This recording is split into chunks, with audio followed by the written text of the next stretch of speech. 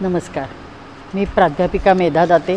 लेख क्रमांक 182 30 जून. तरुणाई. धगधगती ऊर्जा, उदंड सामर्थ्य, कुशाग्र बुद्धिमत्ता, चौकसपणा ही सगळी वैशिष्ट्ये जगभरातल्या कुठल्याही तरुणाईत पाहायलाच मिळतात. भारतीय तरुण मात्र आज खुशीत आहे. याचं कारण त्यांच्या कामाची, कार्यकुशलतेची नोंद सत्ताधीश घेत आहेत. मन की बात ह्या अख्ख्या राष्ट्राला उद्देशून होत असलेल्या कार्यक्रमात ही नोंद घेतली गेल्याने तरुणांना फार प्रेरणा मिळते. खेड्यापाड्यात जाऊन उपेक्षितांसाठी केलेल्या कामाची दखल घेत इतिहासातील सुवर्णपान असं म्हणून जेव्हा सत्ताधीश कौतुकाची, शाबासकीची थाप पाठीवर देतात तेव्हा त्यांचा आनंद म्हणजे गगनभरारी प्रचंड बळ मिळते. आनंदाला उधाण येते, यात शंकाच नाही.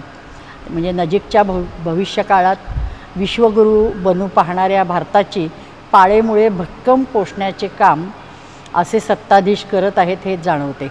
त्यामुळे आपल्या राष्ट्राचे भवितव्य फार उज्ज्वल आहे हे नक्की. हे खात्रीने म्हणण्याचे कारण हे की जपानची प्रगती, त्याचा इतिहास, दुसऱ्या महायुद्धात त्यांची प्रचंड हानी झाली हे जगजाहीरच आहे. अमेरिकेच्या अणुहल्ल्याने तर जपानचे 3.5 लाखच्या वर लोक मारले गेले. मोठा भूभाग सगळा बेचिराग झाला आणि मग जनतेचं मनोधैर्य खूप खचलं होतं, म्हणजे जवळजवळ नेस्तनाबूत झालं होतं. पण त्यांचे राजकारणी, राष्ट्रनेते खरंच कुशल होते. त्यांनी जनतेचं मनोधैर्याला अतिशय कुशलपणे, हळुवारपणे तरुणांना साथ घातली.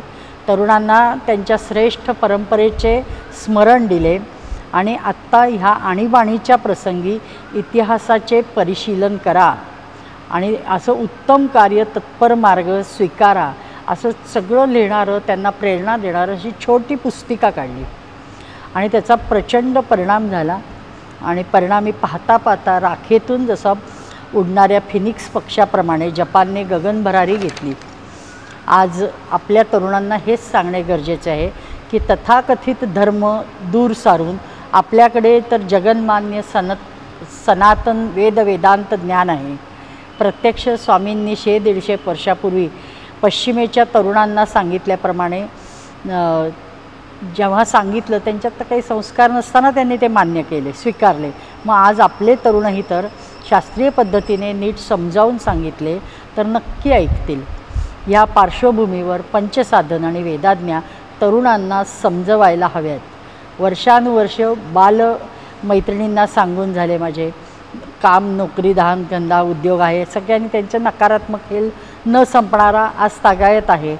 पण परवा मी एके ठिकाणी प्रचाराला गेले आणि अचानक एक तरुण सगळं अग्निहोत्र साहित्य वगैरे घेतलं. मग नंतर गप्पा मारतात तशा माझ्या गप्पा सुरू झाल्या. मग तुम्ही कुठं राहता, काय राहता? तेव्हा मी पुण्याची नाही आहे, मी पंढरपूरहून आले सांगितलं.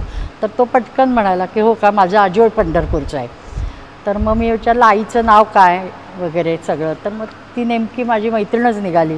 मग मी म्हणलं अरे तू तिला एक काम कर, तू हे सगळं अग्निहोत्राचं साहित्य घेतलं आहे हे तिला फोन करून सांग नुसतं, ती काय म्हणते तू ऐक. त्यांनी फोन स्पीकरवर ठेवला आणि सांगितलं का आई मी अग्निहोत्राचं साहित्य घेतलं आहे. की लगेच तो काही बोलायच्या आत पुढचं वाक्य ती म्हणाली अरे माझी पंढरपूरची मैत्रीण आहे ना मेधा दाते, ती खूप वर्ष झाले करते आणि ती सारखी सांगते, ते खूप अवघड असतं रे ते कसं. तर म्हणे आई म्हणजे तुला माहिती आहे? तर ती म्हणाली हो म्हणजे काय, अरे खूप वेळा ऐकलं आहे मी. मग का नाही सुरू केलंस? त्यांनी सरळ प्रश्न विचारला. तर ती म्हणाली अरे मला डबे द्यायचे, स्वयंपाक करायचा, किती कामं असायची घाईघाईचे, सकाळच्या वेळेस हे करायचं असतं ते. मग तो म्हणाला गा आई तुला जर कुणी अमृत द्यायला लागलं तर तू असं म्हणशील का की थांब स्वयंपाक होऊ दे?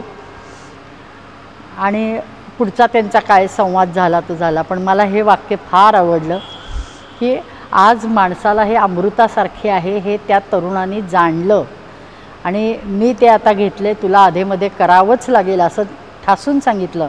म्हणजे किती छान निष्कर्ष काढला, समर्पक उदाहरण दिलं. धन्य ही तरुणाई आणि धन्य ज्ञानपिपासा तरुण. नमस्कार.